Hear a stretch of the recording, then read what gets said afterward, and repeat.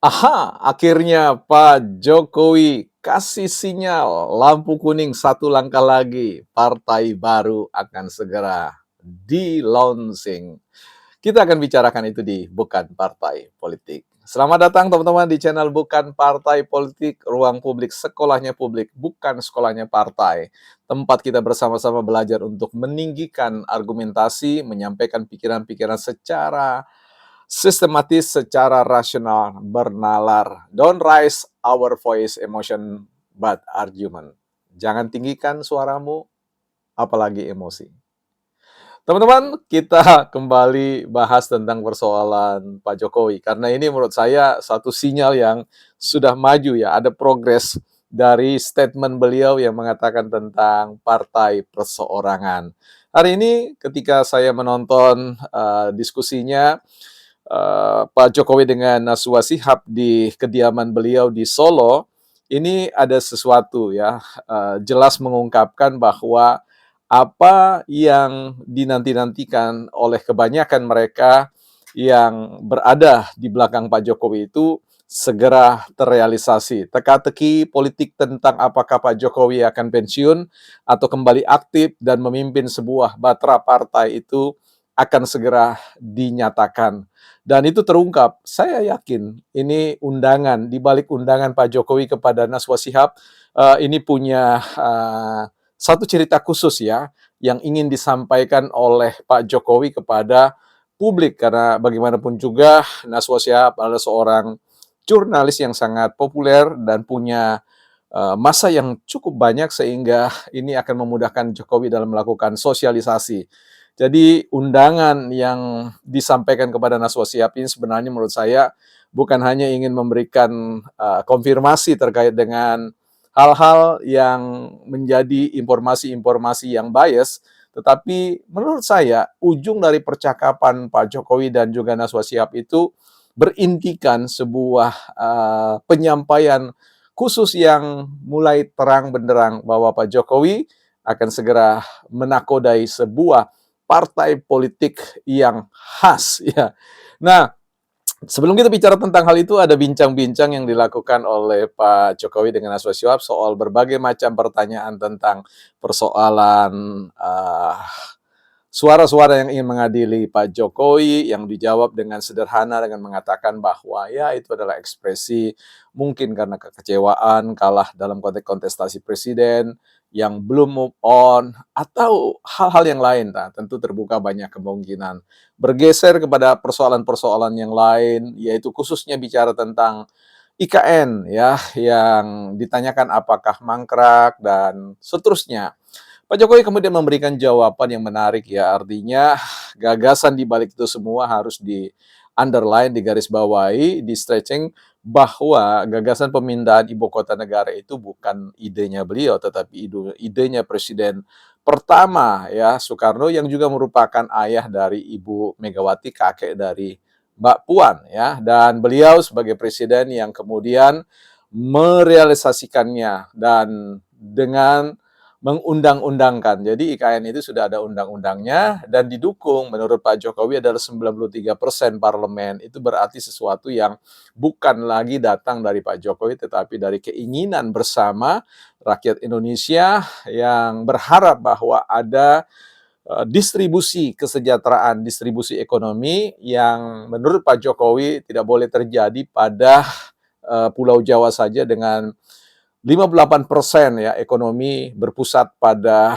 Jawa, itu berarti daya dukung Jawa tidak akan mampu mengcover ke Indonesia di masa yang akan datang. Karena itu perlu kebijakan yang meluaskan tentang distribusi kesejahteraan itu khususnya ke daerah Indonesia Timur. Yang menarik di situ kalau kita bicara tentang IKN itu ya, jadi berbicara tentang pendanaannya juga masih bergulir dan harapannya 10 tahun atau 15 tahun bisa rampung ya. Kalau bicara tentang perencanaan ibu kota negara itu bukan hanya waktu yang sangat singkat, tetapi Pak Prabowo pernah mengatakan kalau bisa lebih cepat kenapa tidak harus lambat-lambat ya seperti itu ya. Bisa jadi 2028 pemindahan ibu kota rampung dan Presiden Prabowo berkantor di IKN dan kemudian terjadi persoalan akselerasi pembangunan di IKN. Itu artinya teman-teman yang ingin hadir di IKN, yang kami menyiapkan tanah sebidang tanah 10x20 di sekitar IKN 10 sampai 15 menit ya. Dengan hanya 1 juta, teman-teman bisa mendapatkan investasi tanah 10x20 ya. Tunggu apa lagi? Tolong dicek teman-teman di informasinya di website bukanpartaipolitik.com. Di sana ada nomor yang bisa teman-teman hubungi. Kembali kepada persoalan cerita terkait dengan lampu kuning. Bukan peringatan untuk stop, tapi lampu kuning yang segera akan berpindah kepada lampu hijau, di mana ketika dalam sesi tanya jawab bersama dengan Naswa Shihab yang diundang secara khusus untuk membunyikan rancangan atau rencana Pak Jokowi terkait dengan partai seseorangan, karena dulu Pak Jokowi mengunci kata partai perseorangan saja sampai di situ, tetapi hari ini ya dalam diskusi dengan Naswa Shihab ya beberapa waktu yang lalu itu sudah membuka kunci itu dan kemudian memberikan sinyal ya sedang dipersiapkan ya, dan kabarnya akan menjadi partai yang TBK yang bukan perseorangan lagi tapi TBK, artinya terbuka. Nah, inilah yang kemudian menjadi sebuah isu yang akan kemudian menggelinding begitu hebatnya, dan pada titik tertentu, momentum tertentu, Pak Jokowi menindis buttonnya atau tombolnya, mengatakan peluncuran ya partai baru di Indonesia yang juga akan menjadi salah satu partai yang tentu tidak bisa dikatakan partai gurem, tetapi karena dipimpin oleh seorang yang pernah memimpin Indonesia selama 10 tahun dan hari ini masih nampak ya arak-arakan, iring-iringan orang-orang yang kemudian datang ke rumah Pak Jokowi.